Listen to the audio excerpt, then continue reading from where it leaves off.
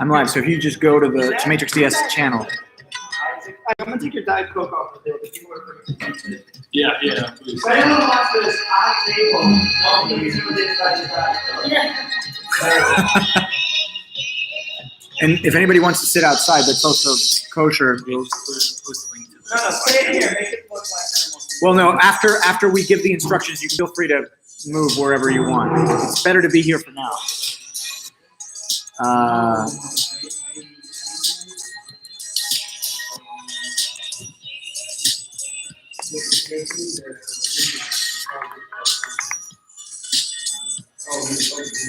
Music is better.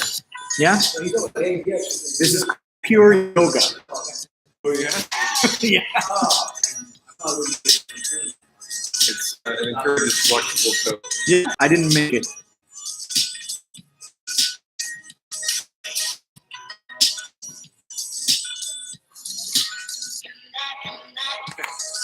You guys ready to get started?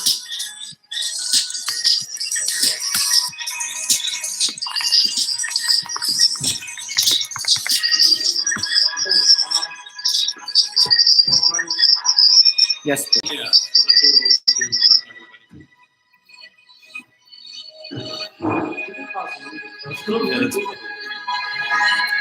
I'm killing music now.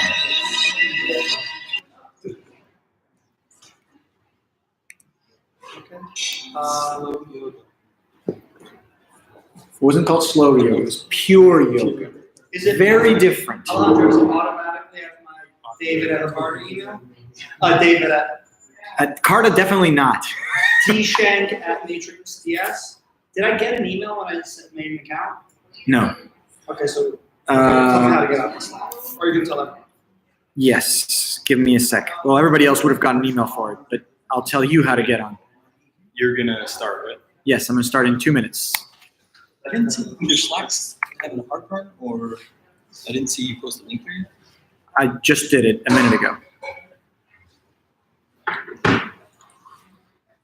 So mini-hackathon.slack.com is the Wow, that's a good name.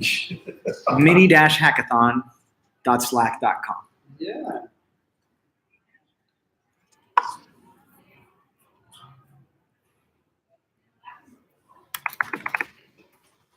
Really good name. You haven't seen it come yet? Oh, yeah, just sorry. I think it was just a little hiccup. Okay, guys, if you haven't joined the Slack yet, Slack channel, jump.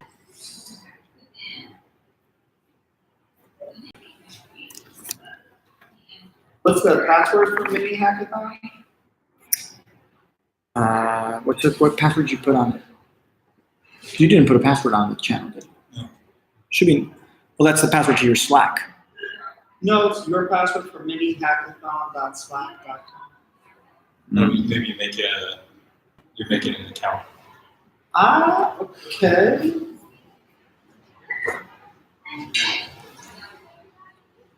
No account found for workspace.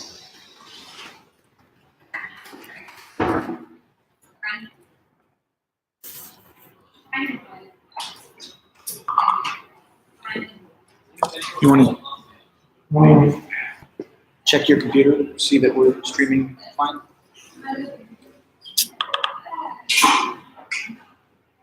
There we go. We are on. There's a little bit lag. Something that Yeah, is there a QR scanner for Slack yet? We'll get you in a second. color shoes and all that. Can you watch the what? Can I watch the what? There are moments I just want- time to make progress and then it's in the moment progress. I just wanted to be on for questions about it. Yeah, we'll get you on as soon as we start. All right, let's do it. All right, guys, thank you all for coming. Welcome to the first Bay Area Mini Data Science Hackathon meetup. We're very excited to be here hosting this for all of you and to make this a more regular event where we can get together and tackle away at very cool projects. Today we're going to be talking about Mexican bank risk. We have very interesting data set, and I've got the sponsors here. They're both, I'll introduce them to you, and they'll give you a little bit of background on today's problem and what we expect to see from you guys and what the grading will be like. This is also as part of our very first mini hackathon. This is our official Matrix DS going live into the world event. So as of today, this becomes a platform used for all data science projects, and you'll get a little bit of an overview on how to use it to start today.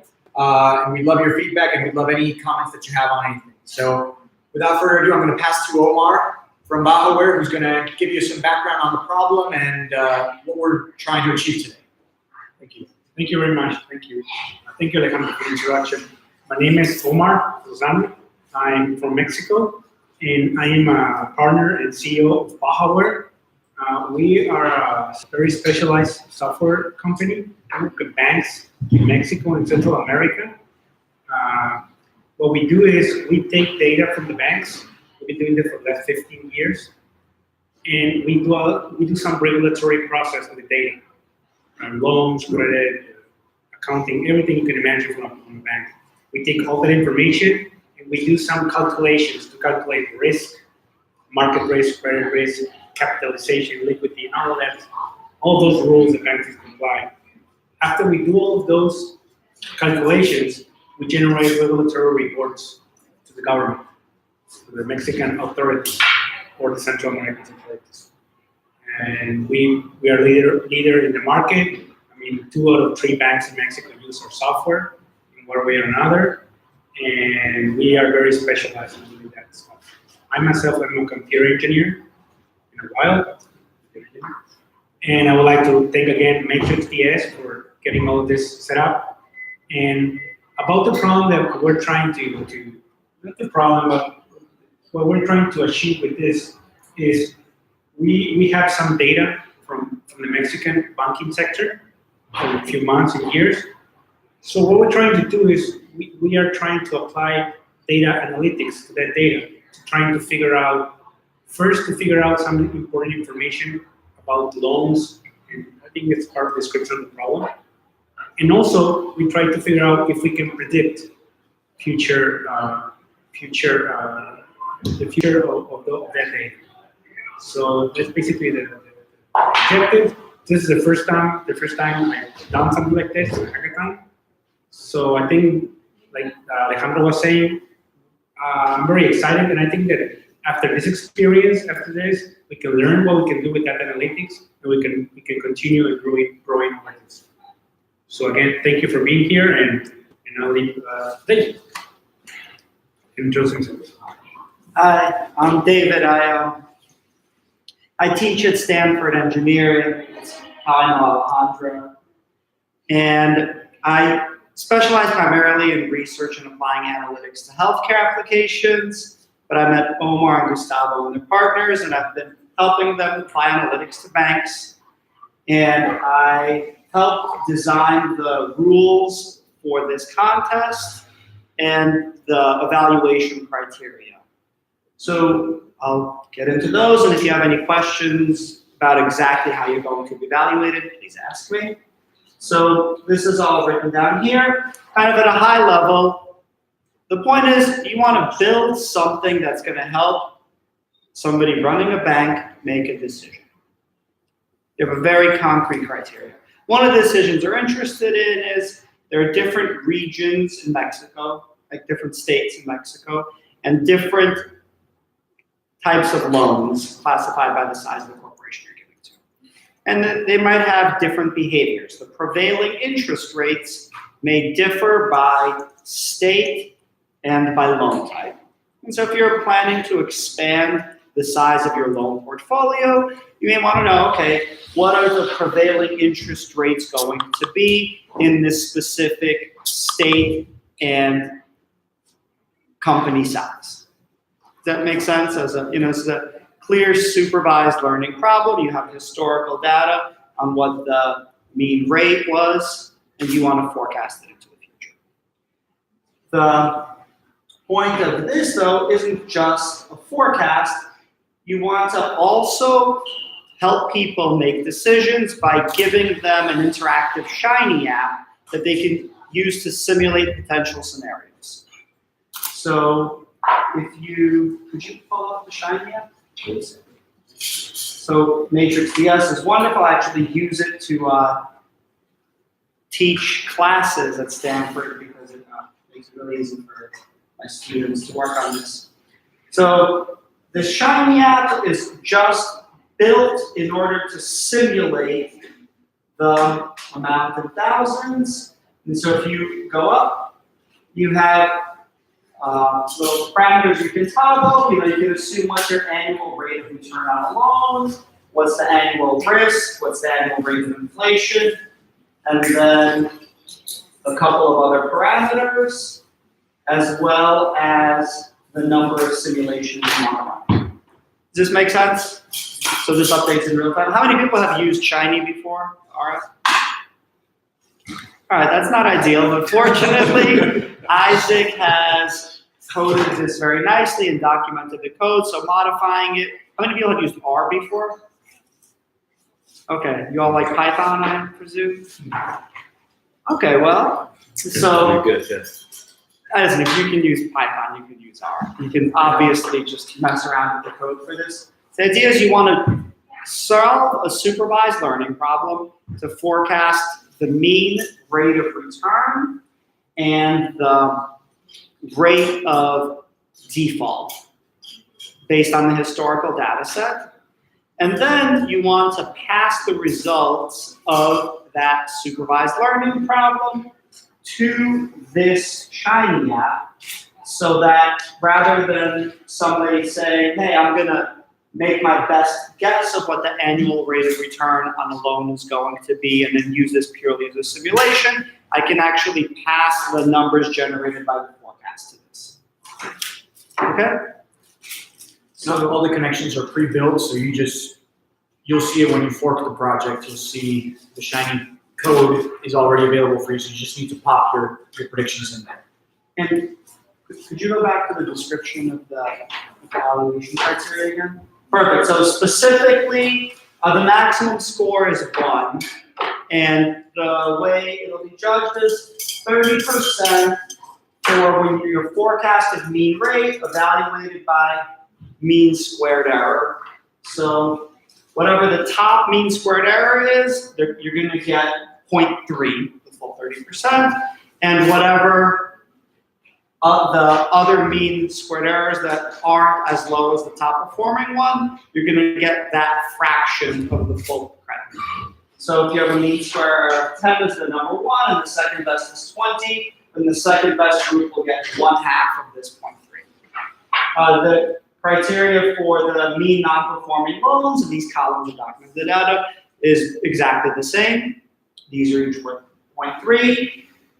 Then modifying the Shiny app to include the ability to pass the results of the simulation to it is worth another 0.1. And then there is no current button on the Shiny app that allows you to check what the non-performing loan percentage may be. That's not one of the parameters, but you can, if you create that button and then pass the data of your forecast to it, that's worth another 0.1. Finally, the last 20% is customization of the app to make it nicer, more user-friendly. So 0.1 of that is if you create a filter by state and customer size, so that right now the Shiny app, if you pass data to it, it's going to take all data. Suppose you want to filter to a specific subset. And then finally, 0.1 is for any other features you design to make the Shiny app either more useful or more interesting. So try to think about the problem Omar and his customers care about. They're deciding between which regions and which industries to give loans to, and they want to understand what's the prevailing rate of return and what's the prevailing risk. And in the absence of forecasting, they may just want a nice simulation. Good evening. Come on in. Thank you so much. So, Just started a few minutes ago. does anybody have any questions about the judging criteria or the point of the problem? You obviously can ask questions throughout the. Yeah. Okay. And if you're online, we're gonna set me up. I'm gonna join the Slack channel soon under David, and you'll be able to ask me questions on Slack.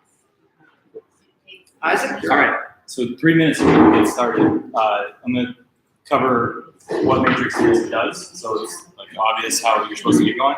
So you can see that you have the project is a set of files, code and data, and then like some descriptive files. It's also a set of tools. So it works on a Dockerized container system. So some of you will want to work directly on the platform, and then maybe some of you will want to work offline. The tools themselves have clients installed if you want to use a Git client to store your code somewhere, pull back in the Matrix. Once you go to projects, I'll show you how this works.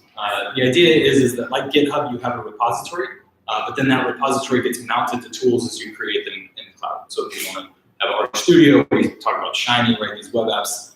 They mount the appropriate place of the project in order to make sure that you don't have to mess with any of the infrastructure backend. So I've got 3 tools in my project right now: an RStudio tool, a Jupyter Lab tool that's got Python 3 installed, and there's some quirks with it. Our Python tool, I'll show you in a second, and then the Shiny tool that we talked about. Go ahead and open RStudio. So RStudio is where you're going to make all the changes to the Shiny app. The way it works is inside of you see when we launched it, we have this matrix.ds project files as though it's a local directory. This is the project that you'll pull here in a second. And if you go into the Shiny server folder, which is at the bottom there, each folder contains its own application. So there's a template we provided, and this app.r file has everything for the Shiny app itself. If you go back up a couple of levels, there's a data folder, contains 3 data sets.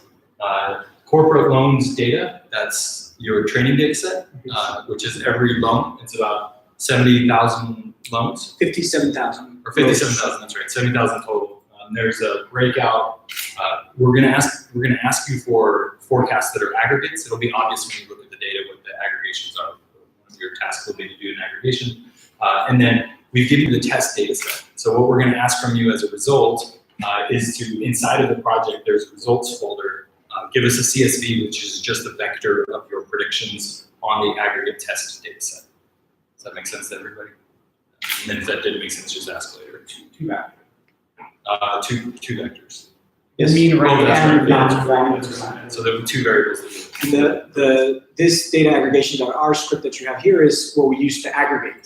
So you'll be able to run it on the training set immediately, but obviously not on the test set because you don't have it. Yeah, and then go back to the platform. You can launch other tools as well. So for example, if you want to use Python on the platform, just launch a Jupyter tool. You create them with the big green plus button, and then you can see that if you go into the projects here, I think I've got a starter script, Python starter script, for like just to show you where the files are, training data and test data, and that's the extension if you're going to use pandas. But really simple. Same thing with R to get you started, but where's the data at? And you can see that there's the Shiny server folder in both of the tools. The Shiny tool knows to mount that as its hosting folder. So when you go back to the Shiny tool that we created, it will host anything that you save in that folder. So when you click open over here, these are extensions are the directories that are inside of that folder. So that's where the app is currently hosted. Okay, hopefully that's enough to get you guys going. We're here to ask any questions. Forklift the project. There's a big green forklift button at the top of the public page. It will create you the first project, give you access to everything. The File Explorer on Matrix has the ability to upload and download if that's the way you want to get going quick. We're here to ask any questions. We have a tentative, we had tentatively talked about an end time about 10 o'clock. We'll see where everybody's at in terms of pace about that time. There was one winner, and that one winner will be $500 richer at the end of this, which is super exciting for that one person. So but we won't announce the results. Oh yeah. Oh yeah. There's not enough time for us to review everybody's application tonight. So work hard tonight, and we'll evaluate and announce the winner in the next day or so. So we'll announce the winner in Slack, and the winner then will get in touch with them to get the $500 too. That's right. Are there any questions about this so far? So we're sure that we didn't get this right the first time. So we should probably screwed a few things up. Just let us know what those things are. Also, if you want to work in teams, that's entirely up to you. So you have the freedom to do this however you want. Just the pot will go to the team. So by the way, those of you that came late, the judging criteria, the evaluation criteria, and the points, they're available. In the project description, yeah. So you can do that. You should see the project posted like that. All right, go ahead and start. Yeah, get started. There's hot food on the back, cold food on the front, coffee and water, and the Wi-Fi is Matrix DS. It's open to anyone, so good luck.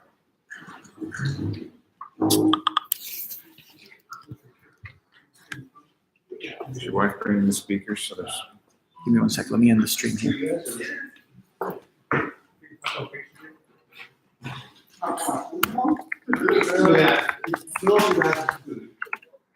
Miles with squeezes out on the Yeah, sides. yeah.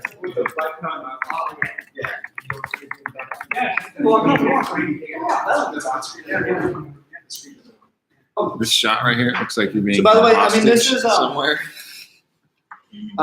This is actually potentially